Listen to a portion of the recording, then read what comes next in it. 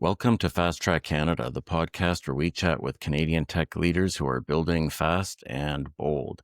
Today, we're here with Ryan Austin, the CEO and founder of Cognota, and he's going to describe to us what Cognota is about and what LearnOps platforms are, and we're going to get right into it.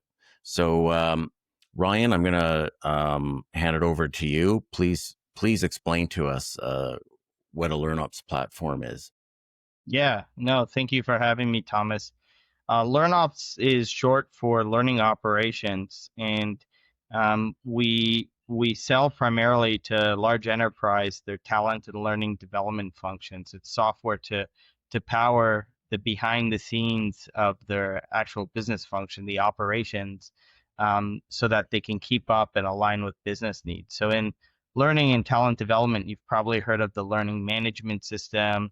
You've heard of content creation tools to create the training or whatnot, but this is a big business. It's a $380 billion industry.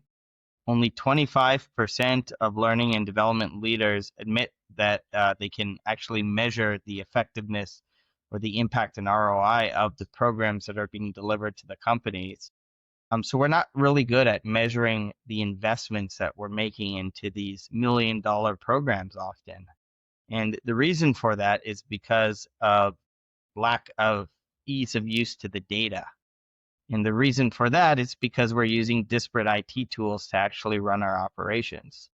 So when you actually have a purpose-built operating system, LearnOps as we call it, to unify your workflows like alignment, budgets, capacity tracking, execution, and measurement in one place, it makes running the function much easier, similar to DevOps or RevOps in other business functions. I see. So is this like a software, something that's online, an app? Yeah, enterprise software as a service, and some of our customers would be Fortune 500 companies, um, some mid-market enterprises as well that have in-house learning and talent development functions, and they need a better way of operating those functions. Right. So what about for small and medium-sized companies? Do you have clients that have maybe 50 or 100 employees? So generally, when you're that size, everything is still very manageable, meaning you don't have all these complicated needs to manage training. You might need to build your first training programs and deliver them to the employees, and a learning management system would be a good use case for that. There's a couple out there that are even free, for example, um, and then there's others that are lower cost. Now, when you have an in-house learning and development team, or often it starts with HR, right? Usually, when you're a small company, your first need is like, we need onboarding for new employees because we're growing. So you usually have nothing. You start with like Google spreadsheets and links to processes and stuff like that. Eventually that breaks. So you invest into some sort of learning management system. At a certain size company, you start building out the sales capabilities of the company, and you need to start training salespeople. So that's when you start having sales enablement, which is just a learning and development or a training function. But as the company continues to evolve and you get into 1,000 employees, 2,000 employees, or more, you start having many more learning and development people. When you start getting into 5,000 employee companies, you start having multiple learning and development and talent development teams. And so that's when things start getting chaotic because you don't have a purpose-built operating system. So you're still relying on those old school Excel spreadsheets or whatnot that you set up in the day, and no way to answer the hard questions coming from your CFO, like how much time did we invest into these programs? How much money did we invest? Are they working? Which business goals do they support? How do we measure impact? And so Cognota helps to solve those questions for that size of company. Well, how do you measure the return on equity from training? What are some of Yeah, the ways? So primarily it's about just having really sound business partnerships and a learning culture where your business partners are working with you to define the success criteria. So it's like any project, really, if you think about it. Before you invest the time and the money into the execution, you want to understand what does success look like and how are we going to measure against that success. So it's almost like backwards thinking, if that makes sense. And from a design perspective, thinking about the outcome, agreeing with the business partners that that's what we need, that's what success would look like, and coming up with some measurement criteria to collect evidence around that to understand if we're being successful or not, then executing towards that, and in real time getting access to the data to see if it's working or not. And Cognota has workflows to actually make that whole process easy. Right. So I can understand with some things like in sales and marketing, you can start with a baseline and say, well, this is what each salesman's performance was before the training, and this is what it was after the training.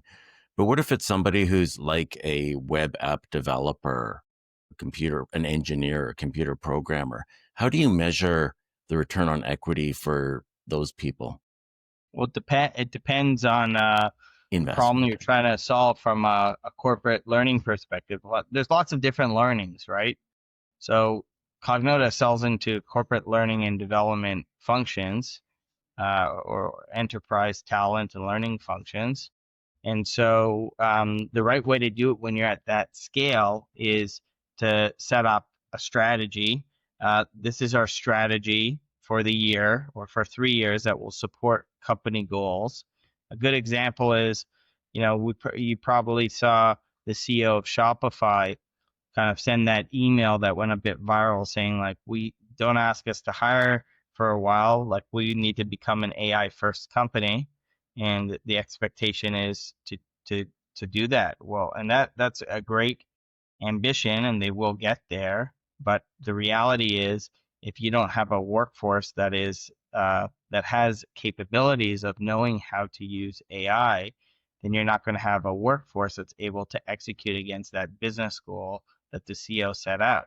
So that's a good example of where a learning and talent function can step up to the plate to build a strategy or a program to help upskill the workforce to become an AI first workforce. So it's not, hey, we're just going to build some content to do that. You need to analyze and really understand it's like a product team. How many people are AI first? How many are not? What's the solutions that we need to actually build the workforce to become AI first? Is it content? Is it something else? Is it coaching? Is it mentorship? So all of these things are actually a learning program. The goal is to help activate the workforce to do that and to meet the business need. And Right. so that's one example of where learning can become more impactful and make a strategic investment that moves the company forward, and that is measurable. Before starting the project, we were at 20% of skills across the organization who knew how to use AI, and now we're 90% post-program. Sometimes you invest into a program and it's just not working. It's called scrap learning, means learning that we've invested into that the workforce is not applying. So you need to be able to measure these things so you know if you're throwing money out the window, and more importantly, if you're Shopify, and this is just an example, I'm not saying this is factual. Well, if you have thousands of people going through a program that is not effective, you're wasting even more money than just the cost of developing the program. So it becomes very expensive, but when done correctly, becomes a huge performance driver on business strategy and business goals. Yeah, I find that with management, that's their main concern is taking people away from their work. It's not so much Mm. the cost of the training, but they just don't want these people sort of sitting around for 4 hours when they should be moving the ball down the field, as it were, right? Like they're they're taking them off their mission. So does Cognota help Unless clients? the strategy, and I agree with you, Yeah, if the training doesn't have a fundamental outcome that's aligned to the business goal. But if it was aligned to that business partner's objectives for the year and it helped increase probability of success to actually helping to get to that goal, then everybody is motivated. And Sure. if it's not, then the question is, why are we doing it? Yeah. So does Cognota help do you help your clients figure out what kind of training they need? Because if it's something like AI that's so new, the upper management might know, well, we have to start adopting this, but we don't really know where to start. Or do you just help them with the surveillance? Yeah, so we actually don't focus on anything to do with content. It's all Mm-hmm. about strategy. Mm-hmm. There's a best practice and then there's bad practices. A lot of companies out there follow bad practices when it comes to training and development. Like, hey, we need leadership development. Well, do you really need leadership development? Why? What's the goals? If your CEO is standing on stage saying for the next year or 2 years or 3 years, these are the 5 things that we need to focus on to move the needle forward and to build value for the company, if you're working on anything except things that ladder into the success of those 5 things, you should be asking yourself, if you were the CEO, how would you feel if you went rogue and started working on things that didn't matter, didn't have an impact? Worse, you're using company time and money to do it. There'd probably be consequences for that. Imagine you were a sales team and selling something that wasn't a product of yours, or or building an engineering team building something that wasn't part of the company's strategy. Like, that wouldn't go so well. And so learning and talent teams need to think like that. To answer your question, the concept of LearnOps, it's a framework to help align to business strategy, make it measurable along the way so that you can actually start to see value creation from the dollars you're investing into learning and talent development because it's built around business strategy and goals. Sure. And you would also see if it's not working.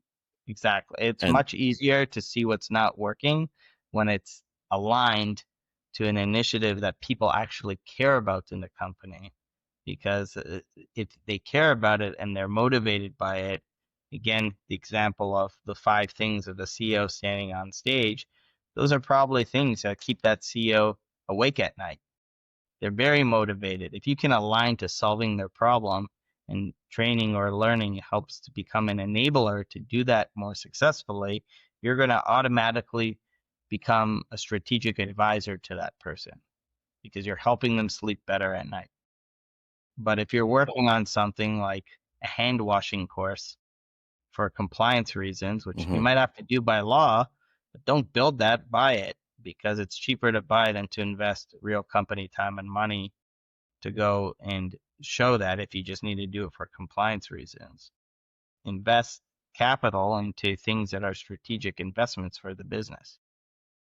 Yeah. Um, Now, for Cognota internally, your company developed this platform, and did that require a lot of tech workers, a lot of talent to do? Yeah, and it was an evolution.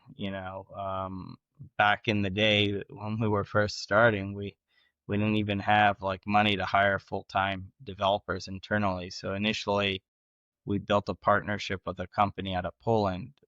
Eventually, that created some friction as we got a little bit bigger and had like employees who needed to manage that because of time zone changes. So we went near shore to Mexico, and then eventually we grew enough where we started investing in house and we built out our own entire team. And some of those people from Mexico actually became full-time employees at Cognota. So, some of them are still here today, which is amazing because like these were some of my initial partners to even launch this business. And mainly now we do everything in house, especially being a Canadian tech company because of grants and things like that. And we're excited to create jobs here in Canada as well. Did the Mexican tech workers come to Canada, or are they still in Mexico? Um, some of them came, and some of them are still on in Mexico, but we're talking about uh, the opportunity for them to come. Hmm. It's not difficult to bring um, engineers from Mexico to Canada. It's there's some programs that are very helpful to doing that. Yeah. Um, to get them a work permit. Yeah. And do you know what kind of programs you were using? I'd have to go and talk to our HR person, but there's some government grants or government groups that help provide support to make that easier. Yeah.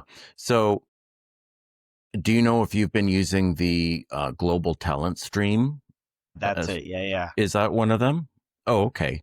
So that's one of the things that helps you if the employee is on their list of occupations. They have a uh list of occupations where the government has already decided there's a shortage of labor in Canada for these occupations, like computer. They're all mostly IT, yeah, computer, and electrical engineering related.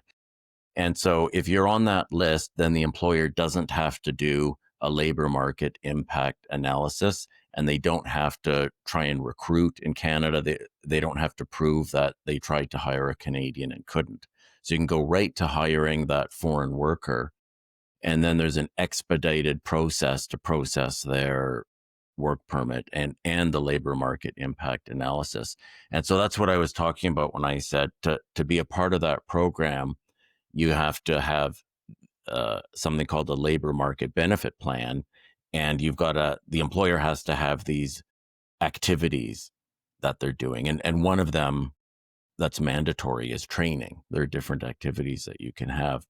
So that's what I was curious about. And so that program that's worked for you so far. You're happy yeah, with it? yeah. It was good, and then there's grants as well, like Koji, that will support training initiatives where they'll pay, I think, up to 75% of training costs as well. And so, if it's a Canadian training provider, you have to foot the bill, but then you can apply. You have to pay 100% upfront, but then the government will actually write you a check back for up to 75% of the cost. So it's a really affordable way of keeping up with employee training. You can do this for all employees, actually. Wow.